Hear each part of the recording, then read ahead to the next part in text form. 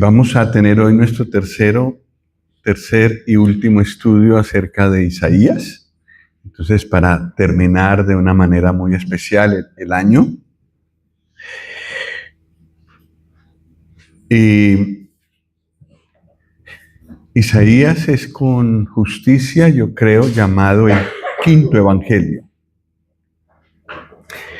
En el evangelio, en cualquiera de los cuatro que conocemos, Mateo, Marcos, Lucas, Juan, se habla del Señor Jesús, de su nacimiento, de su crecimiento en esta tierra, de su ministerio, lo que Él hizo con las personas, y finalmente de su muerte y luego su resurrección. El Evangelio de Lucas termina con el Señor subiendo al cielo. El de Marcos no, pero sí, el de Marcos termina con la resurrección del Señor. Bueno, también habla de la ascensión del Señor estando en la gloria. En Mateo, el final es la promesa del Señor de que Él estaría siempre con sus discípulos, aunque Él se fuera. Y el Evangelio de Juan también habla de la venida del Señor en una forma diferente. Es el Señor tratando personalmente a Pedro y tratando personalmente a Juan. Y cómo termina, digamos así, por llamarlo de alguna manera, el Evangelio según Isaías. Isaías tiene muchos más temas, pero todo el Evangelio, todas las cosas que hemos visto que están en los otros evangelios, aparecen en Isaías. El nacimiento del Señor lo hemos visto, también su ministerio, eso lo veremos hoy, pero también veremos que habla de su muerte, de su resurrección, y habla mucho de su reino. Es decir, el Señor resucitado, ascendido al cielo, coronado por Dios en la gloria y viniendo sobre esta tierra con una majestad, con una gloria que al leerla nos quedamos impresionados, aunque no lo estamos viendo con estos ojos. La manera como la Biblia describe la gloria del Señor y la gloria que Él traerá a Israel, porque Isaías es del Antiguo Testamento, entonces está dirigido a Israel, es impresionante. Si no fuera porque Dios lo dice y no miente, nunca ha mentido, diríamos, esto no puede ser, esto parece ficción, imaginación.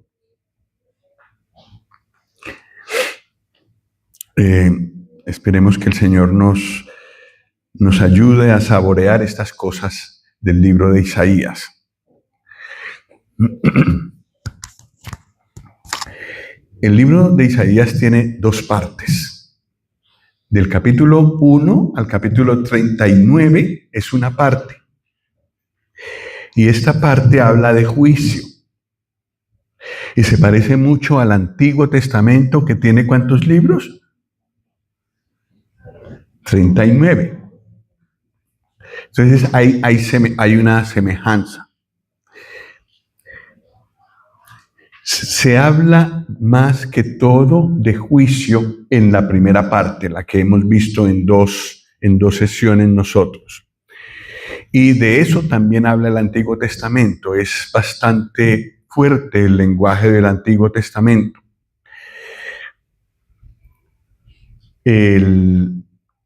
Cuando leemos todo el Antiguo Testamento una y otra vez, siempre quedamos con un anhelo muy grande. Quedamos con el deseo de que eso sea completado, solo quedar en juicio, el Antiguo Testamento que termina en juicio, solo quedar con juicio nos da la impresión de que Dios es solo un Dios de ira. Es verdad que es un Dios santo, es un Dios justo, a quien no podemos sobornar ni podemos convencer de cosas. Es justo, Él ve todas las cosas, entonces no necesita que nadie le dé testimonio de lo que hacemos. Inclusive ve el corazón. Nadie le podrá decir a Él, no puedes juzgar. Sí, y Él en Isaías y en otros profetas denuncia el pecado con una precisión que es increíble. Cuando yo me veo a la luz de esos listados de pecados que hay en el Antiguo Testamento, yo pienso, ¿cuántos pecados diferentes soy capaz de cometer? Y es capaz de cometer la gente. Ante todas esas cantidad diferente de pecado, viene el juicio y vendrá el juicio. Y vino el juicio la primera vez. El diluvio es una muestra de que Dios juzga. Algunos dicen que el diluvio es un cuento, pero hay más o menos 200 culturas alrededor del mundo que hablan de grandes inundaciones como juicio. Una es mi tierra. Yo soy bogotano, de Bogotá, Colombia, y allí hay una leyenda de una gran inundación de la sabana de Bogotá, donde está ahora la ciudad. Muy lejos de la tierra de la Biblia. Nada que ver con la revelación bíblica. Pero hubo una inundación. Está en el corazón de las personas allí. Cuando los españoles llegaron, no habían tenido ningún contacto con el cristianismo. Y así han encontrado más de 200 leyendas alrededor de todo el mundo.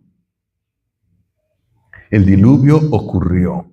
Y el juicio que Dios anuncia en Isaías y en otros profetas ocurrirá. Isaías tenía 2 hijos. Y cada uno de los 2 nos revela o el carácter de la primera parte, la de juicio, o el carácter de la segunda parte, la de gracia, la de salvación. Un hijo se llamaba, ¿cómo?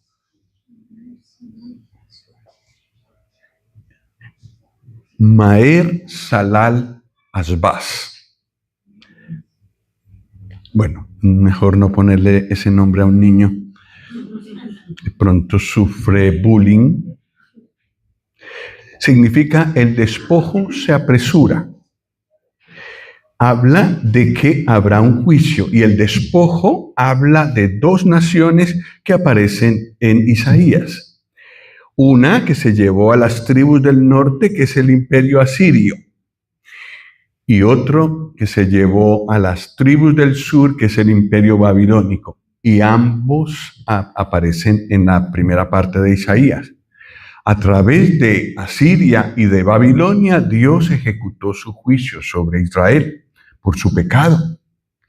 Después de tener mucha paciencia, pero mucha paciencia, y aplazar el juicio, y aplazar el juicio, y aplazar el juicio, todo lo más que pudo. Al final del capítulo 38 y 39 de Isaías, es decir, al final de la primera parte, se ven naciones enemigas. Primero Asiria, y no pudo tomar a Jerusalén porque el Señor la liberó. Y después Babilonia, que todavía no era imperio, pero ya estaba empezando a trabajar para llegar a ser un imperio. Y envió espías. Y ahí cayó Ezequías. No cayó ante Asiria, pero sí cayó ante Babilonia. Y les mostró todos los tesoros, como diciéndoles, cuando ustedes vengan aquí a robar, Pueden robarse todo esto, miren. Termina con enemigos. Uno vencido y otro que está a punto de despojar a Judá. Pero vamos con la segunda parte porque Isaías es incompleto sin la segunda parte. Hemos leído varias veces estos versículos en Isaías 40.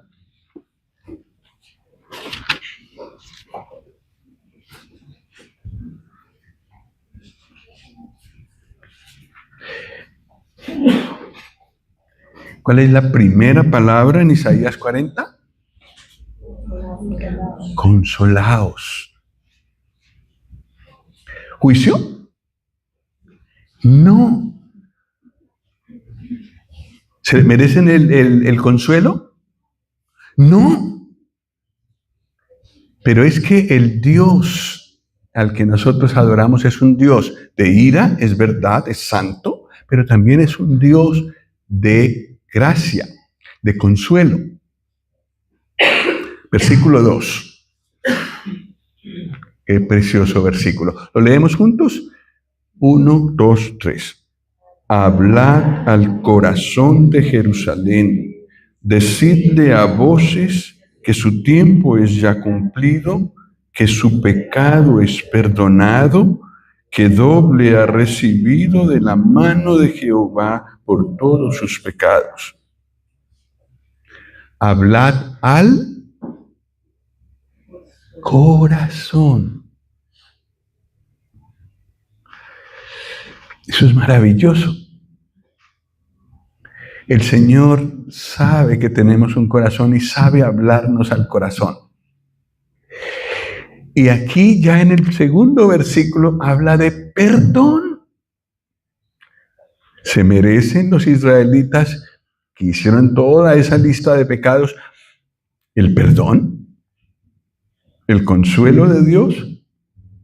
No. Y aquí estamos nosotros todos iguales que Israel. Y vamos camino a la condenación.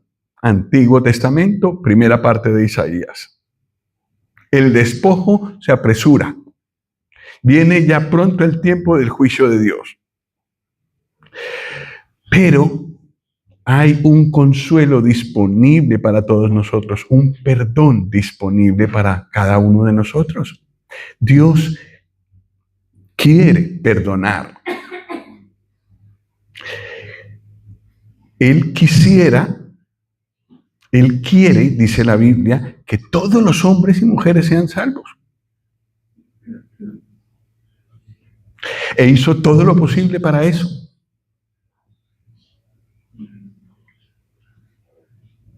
Envió al Señor Jesús.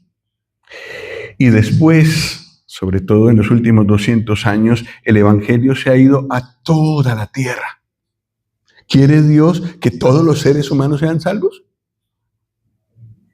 Sí. Y ahora, casi, podemos decir que las palabras que leímos esta mañana de Apocalipsis 5, que había delante del Señor personas de toda lengua, toda tribu, todo pueblo y toda nación, eso está cerca de cumplirse. Quedan pocas etnias en el mundo que todavía no conocen al Señor. Las hay. Y tenemos que orar que el Señor envíe misioneros allí. Pero casi no hay rincón de la tierra, ni país de la tierra donde el Evangelio no haya llegado. ¿Quiere Dios que todos sean salvos? Sí. ¿Merecen todos el juicio? Sí. Todos. Aún los que no han oído nada de la palabra de Dios. Y lo sabemos porque hasta en la tribu más alejada hay castigo para el culpable. Quiere decir que hay leyes y que hay transgresión, que hay pecado. Todos merecen en justicia el juicio de Dios. Pero todos deberían escuchar que también hay consuelo de parte de Dios y perdón. Este es el tema de Isaías. Hay salvación. El juicio del Antiguo Testamento lo ejecutará Dios el Hijo. La salvación en el Nuevo Testamento, en la segunda parte de Isaías, ¿quién es el que la hará? El Hijo de Dios. Dios ha dado a su Hijo para que Él ejecute salvación también. Y como veremos, Él lo hará. La segunda parte de Isaías nos recuerda el tema central del Nuevo Testamento. Hay perdón, hay juicio también, hay apocalipsis también, pero hay perdón, hay consuelo para cada corazón. De eso habla el nombre del segundo hijo de Isaías. Es un poco más corto y más fácil de decir, pero no sé cómo le quedaría a un niño hoy en día. Sear Hasub. Sear Hasub Villamil. No suena. Pero significa un remanente volverá. Habrá entre los israelitas muchos que se volverán al Señor. Es un remanente, es minoría. La mayoría no, pero habrá israelitas que se volverán al Señor, se arrepentirán y lo confesarán al Señor. Ellos habitarán en la tierra. Ellos serán los que tendrán la gloria de reinar en Israel cerca del Señor Jesús, junto con los creyentes. Los creyentes ya estaremos transformados, ellos no. Nosotros ya seremos transformados y estaremos también reinando con el Señor, lo dice la Biblia. Pero también un remanente de Israel reinará. Y el final de Isaías es maravilloso. Vamos a ir un momento a Isaías 66. Bueno, Isaías 65.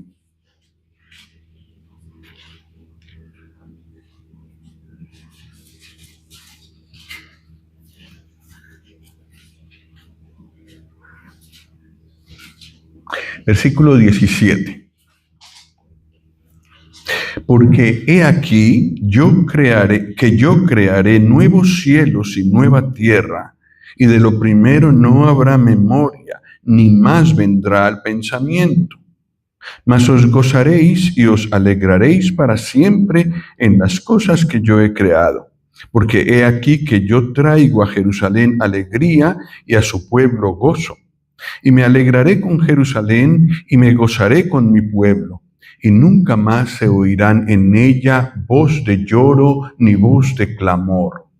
No habrá más allí niño que muera de pocos días, ni viejo que sus días no cumpla, porque el niño morirá de 100 años y el pecador de 100 años será maldito. Versículo 25. El lobo y el cordero serán apacentados juntos, y el león comerá paja como el buey, y el polvo será el alimento de la serpiente. No afligirán ni harán mal en todo mi santo monte, dijo Jehová. Esto es Apocalipsis 22, ¿verdad? Solo que en Isaías está presentado desde el punto de vista de un pueblo terrenal, mientras que en Apocalipsis está visto desde el punto de vista de un pueblo celestial, la iglesia. Pero el tiempo en el que el Señor Jesús reinará sobre esta tierra, este será el panorama. No solamente en Israel, en todo el Monte Santo, en Jerusalén, sino en todo el mundo. Y habrá paz y justicia. El Señor Jesús se encargará de reinar de esa manera. Consuelo, y gloria. También se habla mucho en los últimos capítulos de Apocalipsis de venganza. Isaías 61.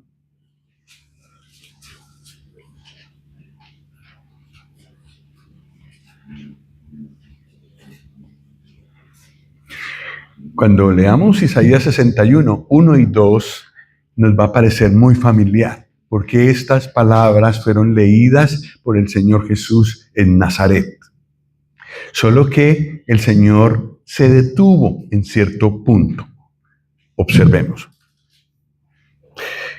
El Señor se levantó allá en la sinagoga de Nazaret y leyó.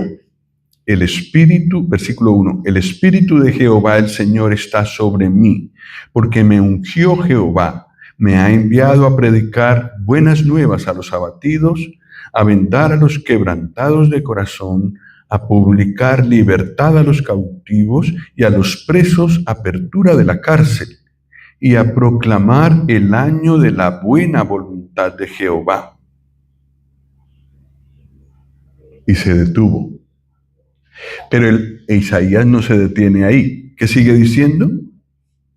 Y el día de venganza del Dios nuestro, a consolar a todos los enlutados.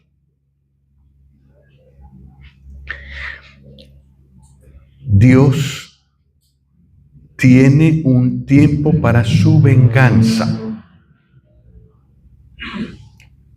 Dios aplaza su venganza hasta lo último, dando oportunidad de arrepentimiento y de reconciliación con Él.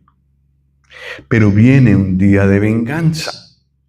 Venganza con los enemigos de Israel que le hicieron tanto daño. Venganza para con los enemigos de Dios. Venganza para con todo aquel que no está en paz con Él. El día de la venganza. Y al final de Isaías encontramos también la venganza. Encontramos venganza y encontramos gloria.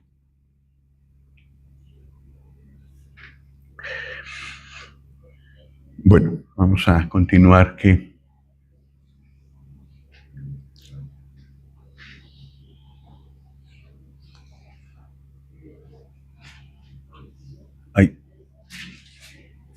sí. Aquí está toda la segunda porción de Isaías, del 40 al 66. Y está, digamos, que se puede estudiar en 3 partes.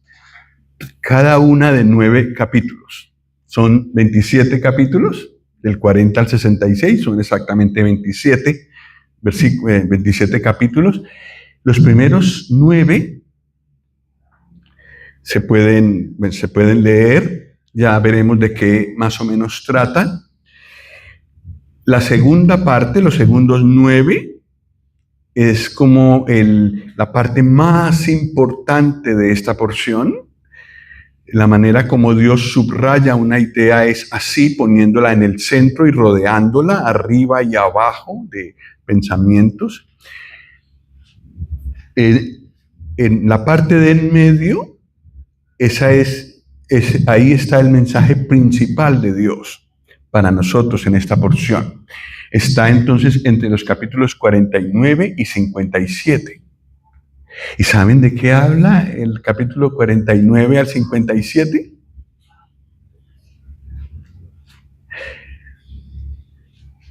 Del Señor Jesús, el siervo que ejecutó la salvación de Dios. Al quedarnos en la segunda parte, del 49 al 57, el capítulo central matemáticamente es Isaías 53. Creo que esto lo vimos con detalle hace unos años. Isaías 53 es el capítulo central. Y creo que muchos de nosotros conocemos Isaías 53. El sufrimiento y la gloria del Señor Jesús. De los versículos de Isaías 53, los que quedan en el centro son los versículos 4 al 6. Digamos así que esa es la esencia del mensaje que Dios nos quiere comunicar entre los capítulos 40 y 66 de Isaías. Vamos a leer esos versículos. Si se nos olvida todo el resto de lo que hemos visto hoy, que no se nos olviden estos 3 versículos. Isaías 53, versículos 4 al 6.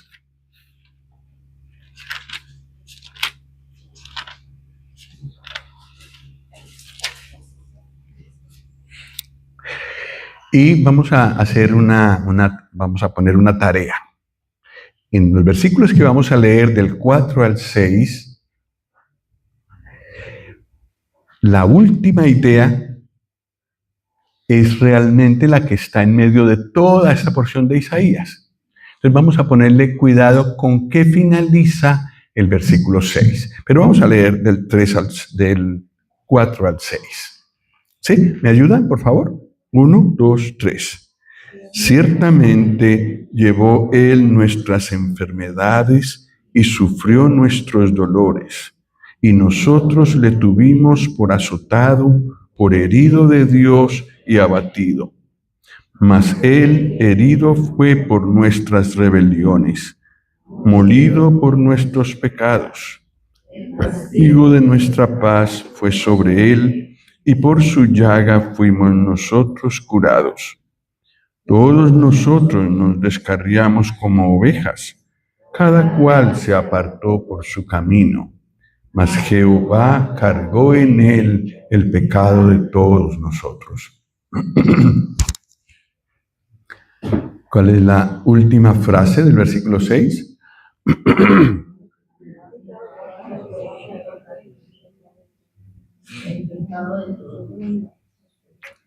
Por eso hay consuelo, por eso hay perdón. Lo que leímos en Isaías 40. Una persona que es perdonada por Dios, sabiendo que el Señor Jesús cargó sus pecados y permite que su sangre le limpie de todo pecado, tiene un consuelo, pero no un consuelo como aquel consuelo de que, pobrecito, sí. Es un consuelo eterno. No hay ya dolor. Para siempre ha desaparecido la carga de la culpa. Entonces, gracias a estos versículos que están en el centro de la segunda parte de Isaías, sabemos cómo obtener consuelo, paz con Dios, perdón de pecados. Esa es una cosa que muchas personas, mejor dicho, que todos necesitamos, pero que muchos no saben o no lo han experimentado.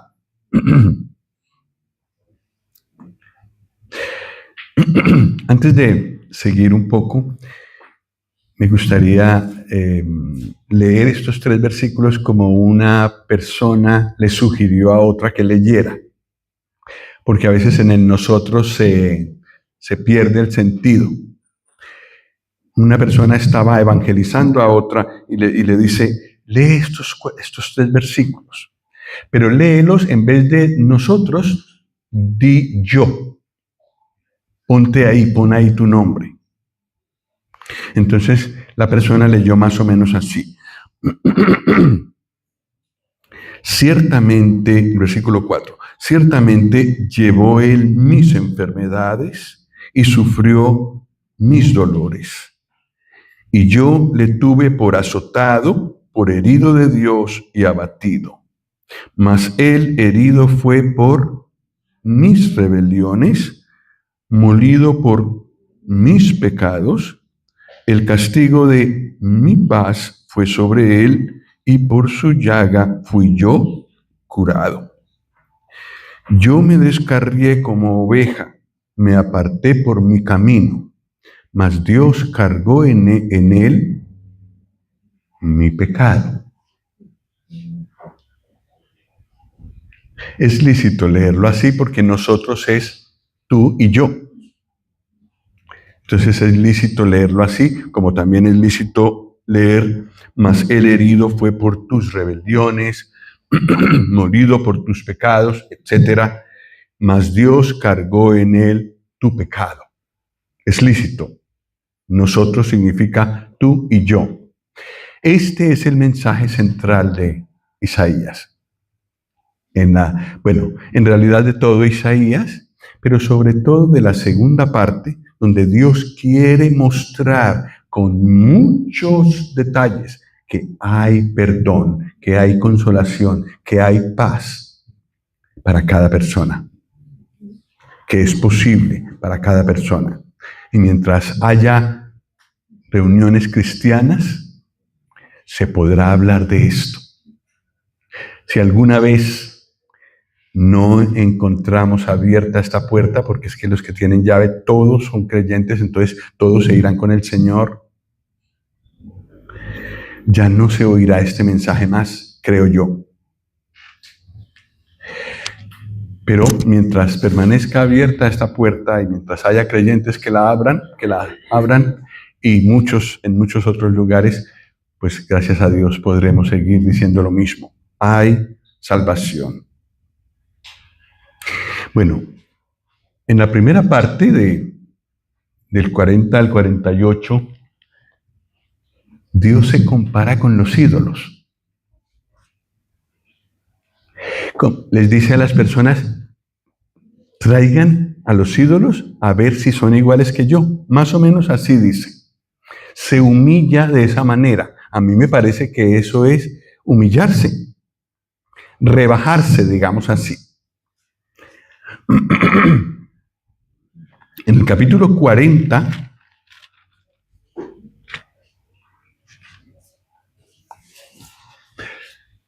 dice en el versículo 12,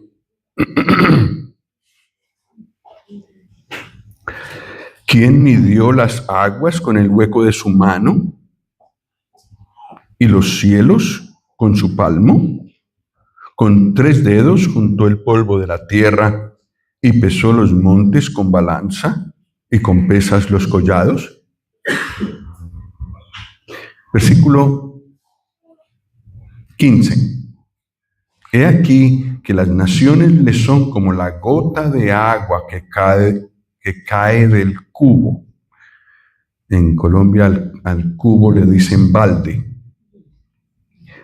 Como la gota de agua que cae del cubo, y como menudo polvo en las balanzas le son estimadas. He aquí que hace desaparecer las islas como polvo. Ni el Líbano, que es un bosque muy grande, bastará para el fuego, ni todos sus animales para el sacrificio. Como nada son todas las naciones delante de él, y en su comparación serán estimadas en menos que nada, y que lo que no es. ¿A qué pues haréis semejante a Dios? ¿O qué imagen le compondréis? Un Dios muy grande. Una gota, es decir, el globo terráqueo, que es grande. Yo duraré 12 horas para llegar hasta Lima. Pero para Dios es como una gota de agua. Y también las aguas que hay sobre la tierra caben en el hueco de su mano. ¿Es grande? ¿A qué lo vamos a comparar? Dice el último versículo. El dinero es el Dios preferido de hoy, ¿verdad? Y muchos nos inclinamos o se inclinan delante de ese dinero y por ese dinero hacen lo que sea. Le dan toda su energía, toda su sabiduría, todo, hasta la familia.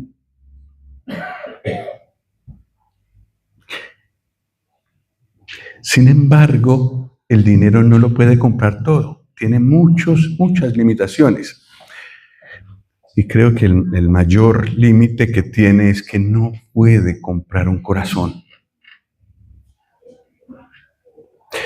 Bueno, ¿a qué me compararéis? ¿Hay algún Dios? Ya no hablemos de estatuas porque entre nosotros ya sabemos que eso no se debe hacer. Hablemos de los dioses que sí se adoran en esta tierra y que nosotros los creyentes, que ya conocemos la palabra, estamos en peligro de adorar también. ¿Hay alguno comparable con el gran Dios que está aquí? El Dios de consolación y perdón es un Dios muy grande. Sí, no es comparable con ningún otro Dios. Capítulo 41, versículo 21.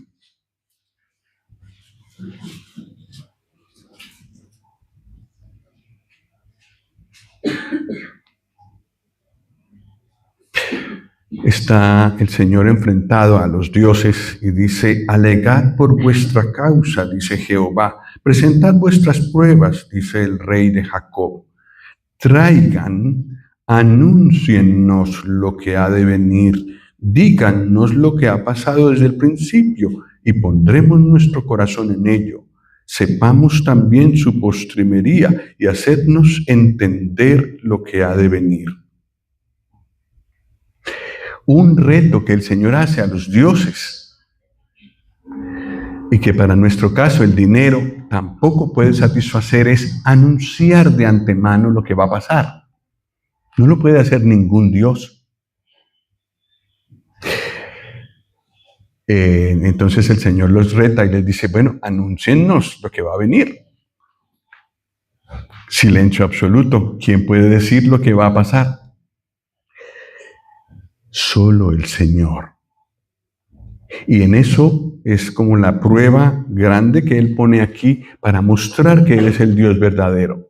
No solo es el Dios grande de Isaías 40, sino que es el Dios que anuncia el futuro de antemano, de Isaías 41. Versículo 26 y 27. ¿Quién lo anunció desde el principio para que sepamos? ¿O de tiempo atrás y diremos, es justo? Cierto, no hay quien anuncie. Sí, no hay quien enseñe. Ciertamente no hay quien oiga vuestras palabras. Yo soy el primero que he enseñado estas cosas a Sión, y a Jerusalén daré un mensajero de alegres nuevas. Lo que no pueden hacer los dioses, lo puede hacer el Dios verdadero. Yo hablé, yo he enseñado estas cosas, yo las anuncié, y efectivamente tenemos la Biblia llena de predicciones. Y, a ver, ¿cuánto fue? Creo que fue el hermano Tony que nos dijo que una gran cantidad de las profecías bíblicas ya se han cumplido. Las que quedan son las menos, pero lógicamente se cumplirán en la mano de un Dios fiel que es fiel a su palabra que ha prometido. Dios anuncia de antemano lo que va a pasar y lo anuncia para que tomemos lección, nos ajustemos nuestra vida a lo que Él quiere y andemos con Él. Venga lo que venga en el futuro.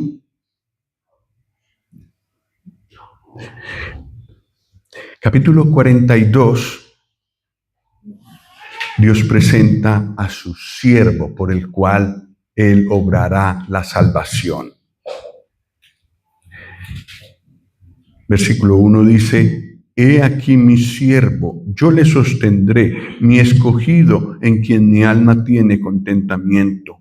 He puesto sobre él mi espíritu, y él traerá justicia a las naciones. No gritará ni alzará su voz, ni la hará oír en las calles. Versículo 3, precioso. No quebrará la caña cascada, ni apagará el pábilo que humeare. Por medio de la verdad traerá justicia. No se cansará ni desmayará hasta que establezca en la tierra justicia. y las costas esperarán su ley.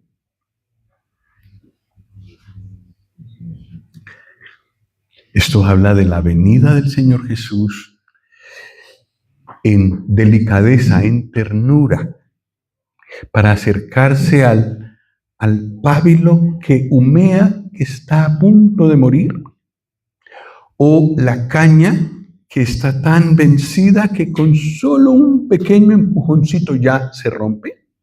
Pero Él se acercó delicadamente a esas personas. Bueno, y muchos de nosotros hemos sido así. En medio de nuestro dolor, en medio de nuestra amargura, de nuestra tristeza, de nuestra gran frustración, Él se acercó a nosotros tiernamente y nos dijo, te amo. Pagué por ti en la cruz. Dame tu vida, dame tu corazón. Yo puedo reconducirla. Y todo lo que ha sido equivocación en tu vida anterior, yo puedo hacer que tenga propósito, que tengas una vida con propósito. Quiero enseñarte por qué te creé, por qué te redimo. Si sigues mi guía, puedes conocer y lograr tener una vida llena de propósito. Al pábilo que está a punto de apagarse, mejor dicho, ya se apagó, pero lo último que le queda es el hilo de humo.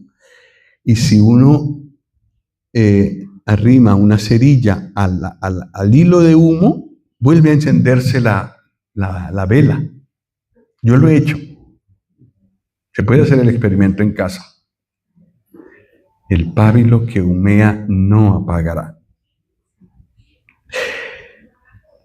El Señor Jesús, aquí en Isaías 42, es presentado por Dios como el siervo que vendrá para hacer un ministerio primero.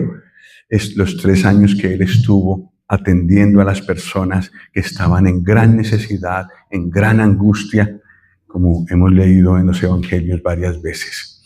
Y a ellos les ofreció su amor, su ternura, su salvación. Entonces, en capítulo 42, del 1 al 4, Dios presenta a su siervo, quien traerá justicia a Israel y a las naciones.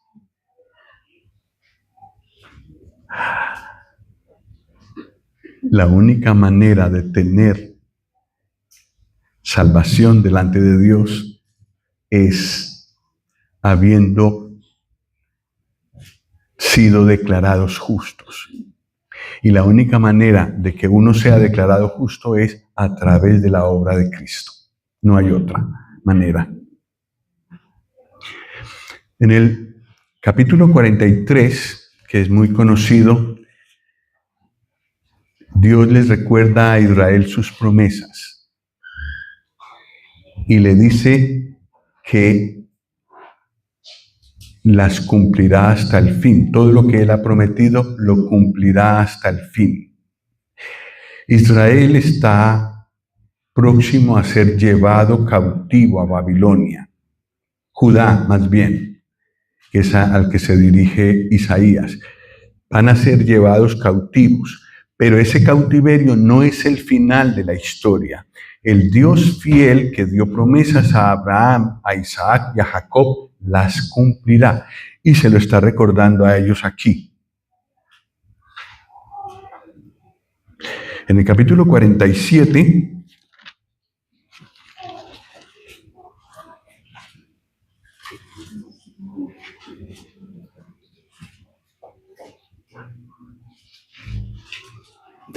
dice el Señor, desciende y siéntate en el polvo, virgen, hija de Babilonia. Siéntate en la tierra sin trono, hija de los caldeos, porque nunca más te llamarán tierna y delicada. Babilonia es la nación que se llevará cautiva a Judá. Y aquí lo que está diciendo el Señor es, Babilonia tendrá juicio después de llevarse a los israelitas. sobre todo por la manera como ejecutaron el juicio. Salieron de todo límite y sobre todo de todo temor de Dios. Entonces Babilonia también tendrá final. Y si hoy se visita Babilonia, se encontrará ruinas, aunque fue una de las 7, tenía una de las 7 maravillas del mundo antiguo, los jardines colgantes. Pero ahora de eso, de la gloria de Babilonia, nada. Juicio, juicio. Dice, ejecutó. Entonces el Señor le dice a su pueblo, la nación de Babilonia será juzgada. Miremos más allá del cautiverio que vendrá. Dios cumplirá sus promesas. Y a los que hicieron daño a Israel, Él los juzgará.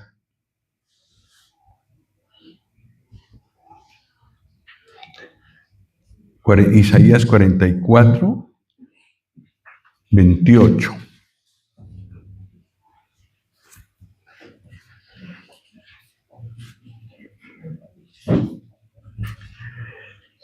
Dice así, que dice de Ciro, es mi pastor y cumplirá todo lo que yo quiero. Al decir a Jerusalén, serás edificada, y al templo serás fundado. ¿Quién es Ciro? ¿Cómo es que aparece en la palabra eterna de Dios? A Babilonia lo tomó un rey, un emperador de Media. Y Ciro después incluyó a Media en su imperio y se formó el gran imperio medo-persa. Babilonia quedó reducida, quedó una colonia nada más de ese gran imperio medo-persa. ¿Y quién era el emperador de Medo-Persia? Ciro. Y Ciro fue el que dio la orden para reedificar Jerusalén. El Señor lo iba a hacer y lo anunció de antemano, inclusive con nombre propio. Pocas personas, aparte del Señor Jesús, aparecen con nombre propio en la profecía, pero Ciro sí. Y ustedes verán al principio de Esdras que es él el que da la orden para reedificar el templo en Jerusalén. Ciro. Babilonia pasó. La gran amenaza que tenían los israelitas delante de ellos ya pasó. Miremos más adelante, otro imperio los tomará, y a ese otro imperio más lo tomará. Al imperio medo-persa también otro imperio posterior lo tomó. Y a ese otro imperio más, y el último imperio del que habla la Biblia es el imperio romano. Pero bueno, el cautiverio no era el fin para Israel. Lo que sí iba a pasar era que los iban a llevar cautivos a Babilonia. Y en Babilonia había muchos dioses. Y en Babilonia también, Babilonia es la cuna de la astrología. El horóscopo, el tarot, la magia, blanca, negra y de todos los colores, que todas son iguales de malas, iguales de diabólicas, tuvieron su cultivo allí. Y los judíos iban a ser transportados allá. Era muy importante para el Señor mandar a Isaías para que les advirtiera dónde iban a vivir. Y cuidado con los ídolos. Exactamente como nosotros, estamos en un mundo lleno de ídolos. El único Dios que es ridiculizado es el Dios verdadero. Pero por el resto hay una cantidad de ofertas. Y en ese mundo vivimos los creyentes, ¿Qué hacemos? Comparemos dioses. El Señor nos da permiso de compararlo a Él con otros dioses. A ver si hay un Dios como el Dios nuestro.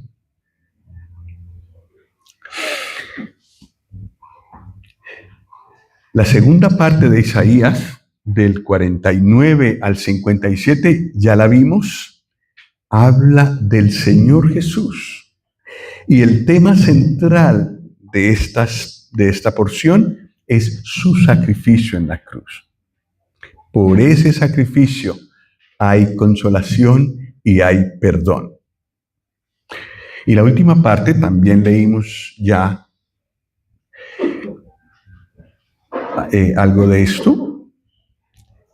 Habla de el tiempo final, cuando todos los perdidos, todos los que rechazaron al Señor, todos los que rechazaron a su Hijo, que se ve en Isaías 53, serán juzgados en el gran día de la venganza de Dios. Y también se habla de los salvos y de la gloria que tendrán los salvos. Hay mucho allí al final de Isaías al respecto. Entonces vamos a finalizar con algunos versículos de Isaías 66.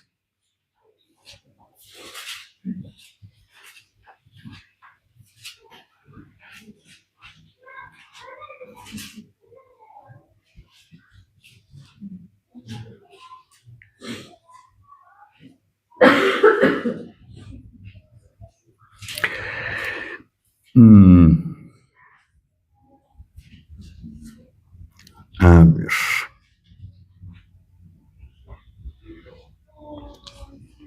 Sí, en el versículo 19 de Isaías 66.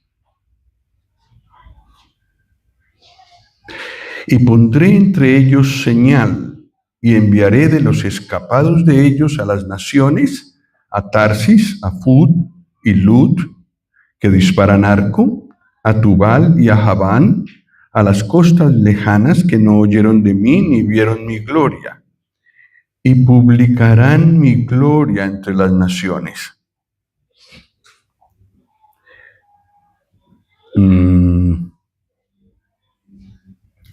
Versículo 22. Porque como los cielos nuevos y la nueva tierra que yo hago permanecerán delante de mí, dice Jehová, así permanecerá vuestra descendencia y vuestro nombre. Y de mes en mes, de día de reposo en día de reposo, vendrán todos a adorar delante de mí, dijo Jehová. Estos son los salvos, los que han creído en la obra del Señor Jesús. Vivirán y se presentarán en la presencia de Dios.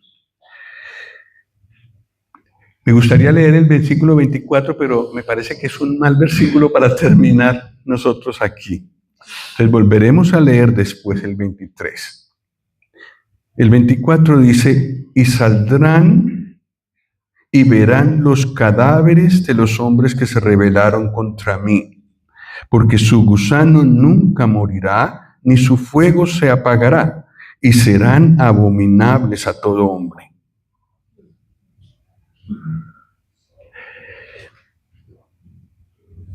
Para el tiempo de Isaías estaba muy bien terminar así, pero yo creo que nosotros necesitamos terminar con el 23, como una última invitación a los que quieren arrepentirse y ser salvos de ese destino eterno.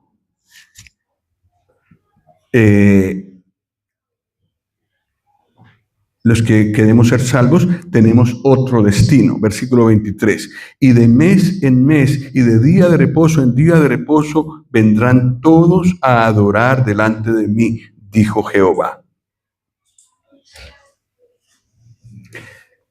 Los salvos. ¿Y qué quiere el Señor de todos los que estamos aquí? Que todos seamos salvos. Y una vez más nos da la oportunidad de cambiar de bando. Del versículo 24, cambiar al bando del versículo 23. Pues que el Señor nos nos ayude y también nos ayude a tomar como lección de todo el libro de Isaías, que Él es el que vencerá finalmente, que de Él es la venganza y de que de Él es la salvación. Vamos a orar.